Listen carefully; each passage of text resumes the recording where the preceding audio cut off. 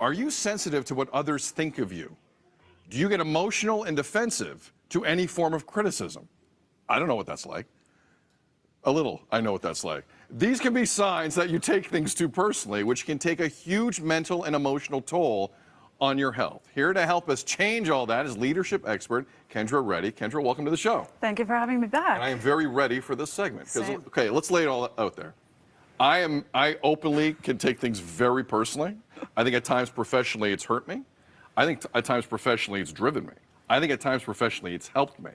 But there's a lot of ego in this, right? How do you have to balance that out ego-wise, and what role does that play? First of all, you're the only one to ever take anything personally. I knew it was just me.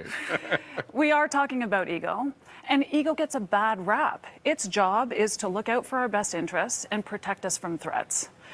So we're actually biologically hardwired to look at the world through an all-about-me lens. How do I feel? Am I safe? What do I want? What do I like? All of that's going on. And then on top of that, we're bombarded with feedback from everyone around us who's operating from their ego, looking out for their best interests. So why wouldn't we take things personally? It feels really good to the personality. It's vindicating. But if we take things too personally, we will end up miserable and isolated. How do you gently tell someone, relax, you're taking this a little too personal? Well, I think I'd stay away from that because the frustrating part is people who take things too personally tend to deny taking things too personally because it's an unconscious reaction. It's one of the ways that the fight in the fight, flight, freeze, or fawn response shows up in today's world.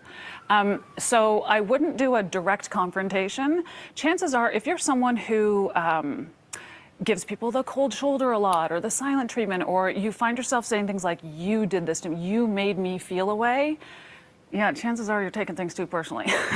Don't panic though, because that awareness, when you realize, oh, I've been doing that thing, it's so cringe, but it's such an important part of the growth process. So how do we internalize that? Like, how do we tell ourselves, stop doing down? that? Clarity helps. So in every situation, there are the facts, and then there's the story we make up about what the facts mean. And because of that all about me hardwiring, we put ourselves in the center of that story, and that colors everything. It determines 90% of our emotions, which determines 100% of how we're going to respond to it. So when you catch yourself taking things personally, I can't say this enough, slow down. Ask yourself, what are the facts? What's the story I'm telling myself? And how do I reframe this so I'm not the victim?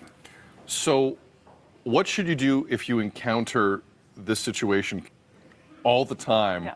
With the same person, let's just say. What do you do then? It's going to happen. Don't make it your job to change them. I think it is an exercise in patience, empathy, and letting them know when they're overstepping. So listen, I don't know what's going on right now, but this isn't working for me. And if they continue to really take things personally, it's totally okay to create some distance and love them from afar. Finally, in a work environment, look, criticism at times is expected. It's needed, whether it's from a boss or a colleague of yours you're working closely with. How do you take that type of criticism if you are susceptible to taking things that personally? It's a tricky slope. It is a tricky slope, and here's why. The workplace is custom designed to get you to take things personally. You're expected to own everything at work, strategy, projects, outcomes. But the minute things go sideways, it becomes a witch hunt for who's to blame. So you can't take that on. It's a giant trap. Care too much and you burn out. Care too little and they label you as disengaged. You have to find a way to play the game without letting the game play you. So own your work for sure, but don't let it define you. And if someone is really attacking you at work, practice being powerful. Can you clarify what that means? How would you like me to take that? Ouch, that hurt. Ouch, I'm gonna take that one. Ouch. That hurt. Stop. Yeah, if someone really is attacking you, it's less about you and more about them being stressed out, sleep deprived, and caught up in the hustle. You do not have to collude with that. It's a great way to put it. Where can people find you online, Kendra? KendraReddy.com, and you can sign up for my newsletter, Letters from Kenny. I will take it personally if you don't come back. Please do, and I'll be you. back. Thank you. Safe flight home. All right, we're going to take another break here on BT.